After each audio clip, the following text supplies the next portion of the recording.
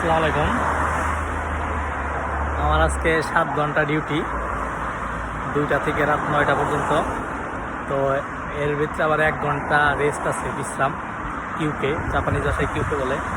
তো 1 ঘন্টা রেস্ট আছে। আমি একটু বাইরে আসছি ঘোরার জন্য।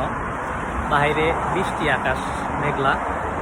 তো বাইরে আসলাম 1 ঘন্টা ধরে, তো অনেক সময়, তাই একটু বাইরে আসছি।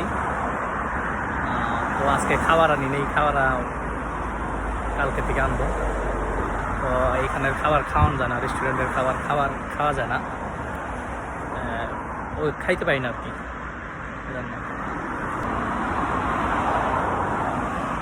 আমার রেস্টুরেন্টের আশেপাশে কোনো কনভেনিয়েন্স স্টোর নাই, তাই প্রায় 10 থেকে 15 মিনিট হাইটা সাইকেলের চাবি বের করতে ভুলে গেছি ব্যাগ থেকে।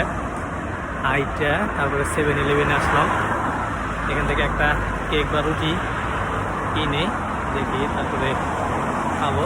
তারপর আবার কাজে ঢুকবো। এই সামনেই 7-Eleven, এই যে 7-Eleven। 10 মিনিট 15 মিনিট হাইটা এসে পরে একটা রুটি কিনলাম 118 টাকা দিয়ে। তো এখন বৃষ্টি, বাইরে বৃষ্টি, সাইকেল নেই, তাই একটু দ্রুত যেতে হবে। তো সবাইকে ধন্যবাদ। আসসালামু আলাইকুম।